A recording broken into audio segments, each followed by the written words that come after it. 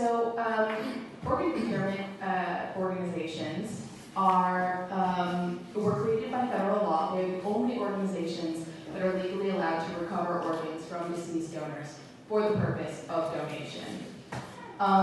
You'll notice that organ transplantation uses a lot of acronyms. I'm going to try not to use a ton of them today. I'll try to read out all the words. But the one you'll hear me say a lot is OPO, which is for Organ Procurement Organization. That's one of these. These organizations were created by law in 1984. The National Organ Procurement and Transplantation Network, or OPTN, was created to match those organs, which we'll talk a little more about how they're matched.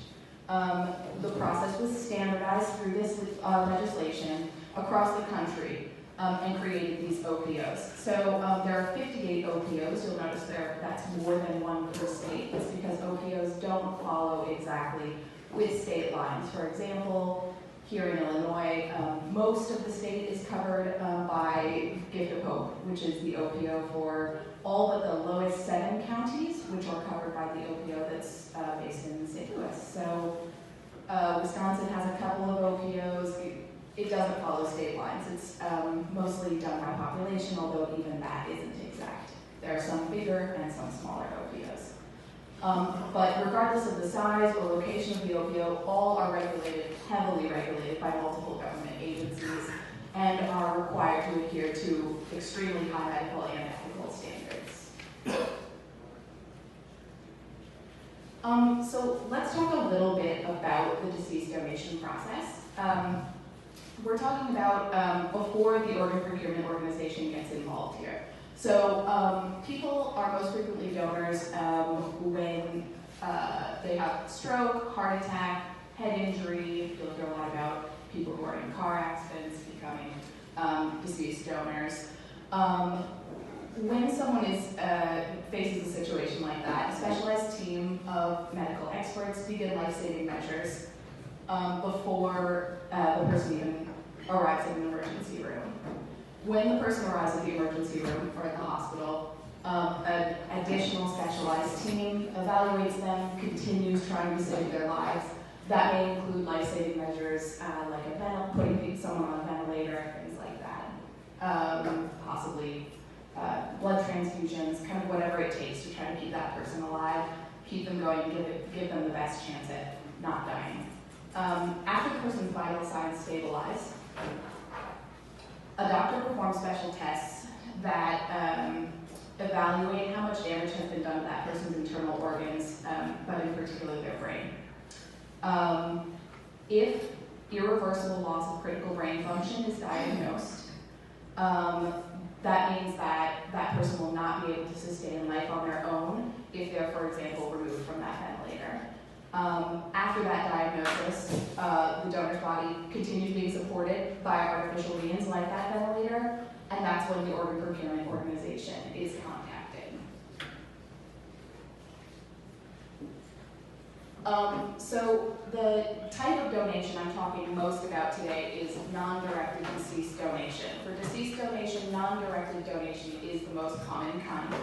And that means that it's donation to a person off the waiting list who the donor did not know or was not related to or didn't have any kind of relationship with. It's a random recipient.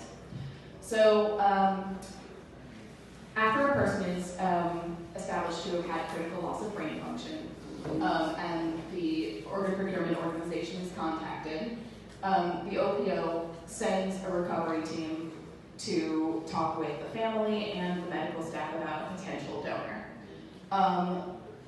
Preliminary medical information is recorded, and if the patient meets basic qualifications, the OPO contacts the Secretary of State's office in Illinois. It's not always the Secretary of State's office who keeps the list of registered donors, but here and in most states it is.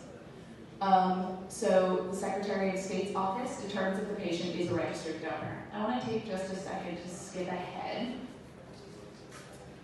and talk about consent, because this is the point at which consent becomes an issue. So laws governing donation vary from state to state, but in almost all states, all except 7, laws are first-person consent. So that means that if you register through here, the Secretary of State's office, or through the National Registry as an organ donor, if you were to be in a situation where you had lost critical brain function and an OPO had been contacted, you have already given consent while you were still alive to be an organ donor, which removes your family, at least mostly, from the equation.